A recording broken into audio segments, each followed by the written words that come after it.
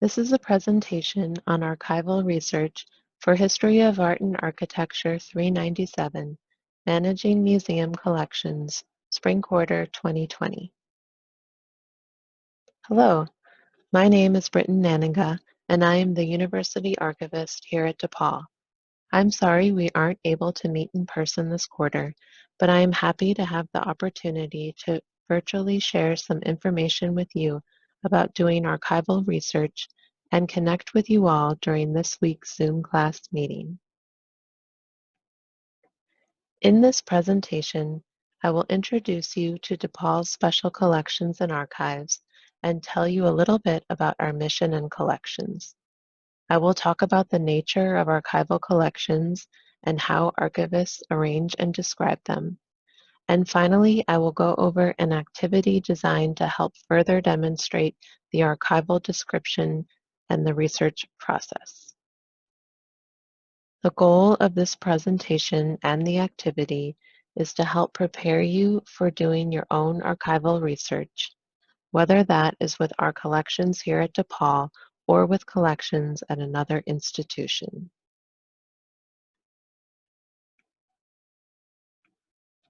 I want to point out a resource in D2L this week, the Glossary of Terms.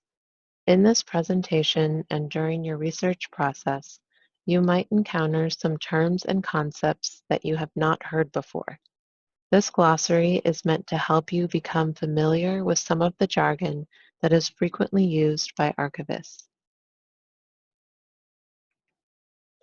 DePaul Special Collections and Archives is located on the third floor of Richardson Library. Our mission is to collect, preserve, and share primary source materials in support of engaged teaching, active student learning, and scholarly and community research. Our collections include archives, rare books, and maps. These aspects of our mission and our collections are things that are generally true for all repositories. They collect, preserve, and provide access to rare and unique materials in support of research, learning, and teaching. The factors that influence what materials we collect at DePaul and make accessible to researchers are DePaul University's mission, our geographic location in Chicago and Lincoln Park, and our Catholic and Vincentian heritage. And so our collecting strengths are university archives, community archives, Vincentian collections, and rare books and maps that complement those collections. Different repositories have different collecting strengths, which are defined by a collection development policy. It's important to identify what those strengths are in order to determine if a repository has collections that might be useful for your research topic. You can usually find this information on a repository's website, but often collection development policies are tied to an institution's mission and goals, geographic location, or a particular subject area or time period. Now that you've learned a little about DePaul's Special Collections and Archives and repository missions and collection development in general, let's go over the nature of archival collections. Archival collections can hold both published and unpublished materials, and those materials can be in many formats, such as letters, diaries, photographs, audiovisual materials, artwork and artifacts, books, and the digital equivalents of all of these things. Materials in archives are often unique, meaning there are very few of them or they're the only ones of their kind. The creators of archival collections are a person or family or public and private institutions or organizations like government agencies, businesses, or community groups. And due to the unique nature of archival materials and their required preservation environment, researchers cannot browse the stacks or check out items to take home. Repositories also have guidelines for how people use collections on site to protect the materials from physical damage and theft, such as checking coats and bags, no food and drink, and using pencils only. Because of the nature of archival collections, the variety of types of materials they hold, their creators, and the way they are accessed, archivists have specific ways of organizing them and communicating that order to researchers. Arrangement is the process of organizing archives and involves packing collection materials, sorting and labeling them, and housing and shelving collections. The process of arranging archives is guided by two principles: provenance and original order. Provenance refers to the person, family, organization, or institution that created the items in the collection and dictates that the materials of a creator should be kept together and separate from those of another creator. Names of collections can provide clues to the researcher about the provenance of a collection. Names that include the word papers are collections created or maintained by a person or family, and names that include the word records are those that were created or maintained by an organization or institution. The second principle of arrangement, original order, means that materials should be maintained in the order they were placed by the person, family, organization, or institution that created them, because that order provides the researcher with some evidence of how the materials were used by that creator. Description is the process of communicating how an archival collection has been arranged to the researcher. Archivists create descriptive guides to the collections they organize so that researchers understand the arrangement and scope of the materials.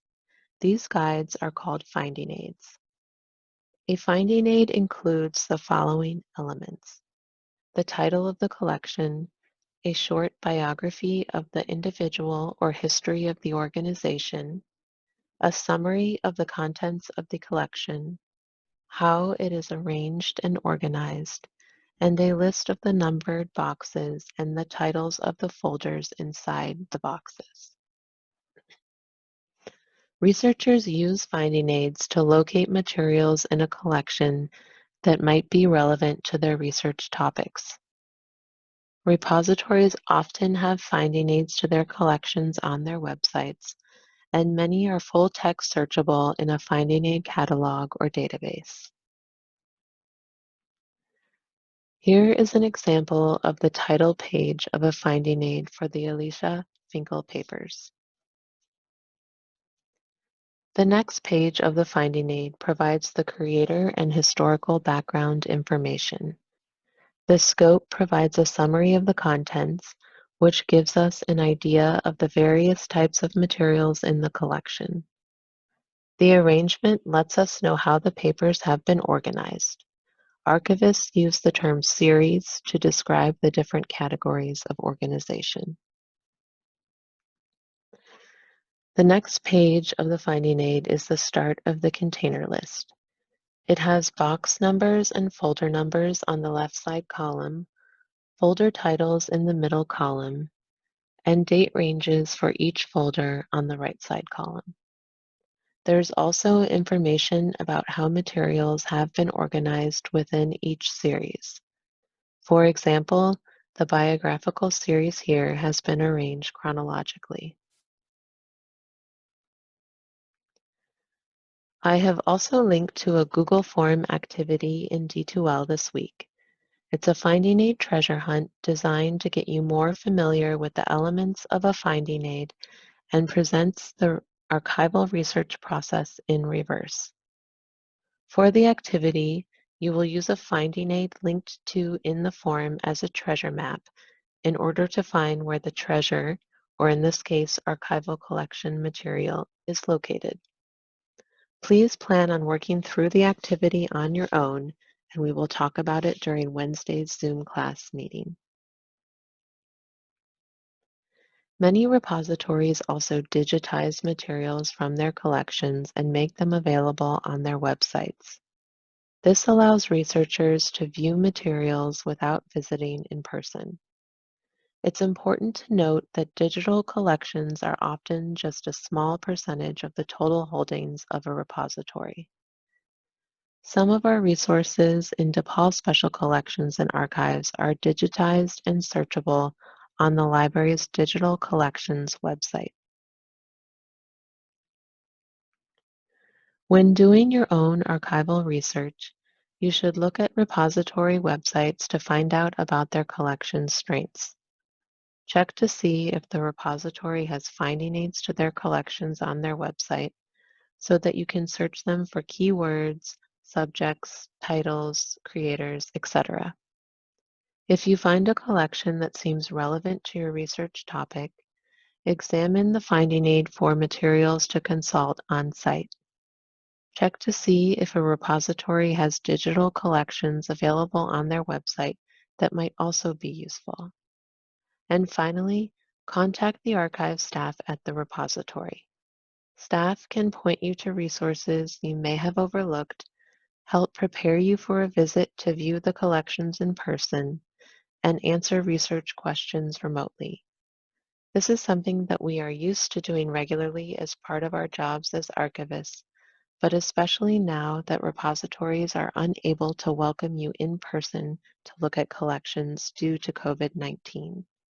Please get in touch with archives staff, and we will do the best we can to help you find sources remotely. With that being said, please feel free to reach out to me if you have questions about your archival research.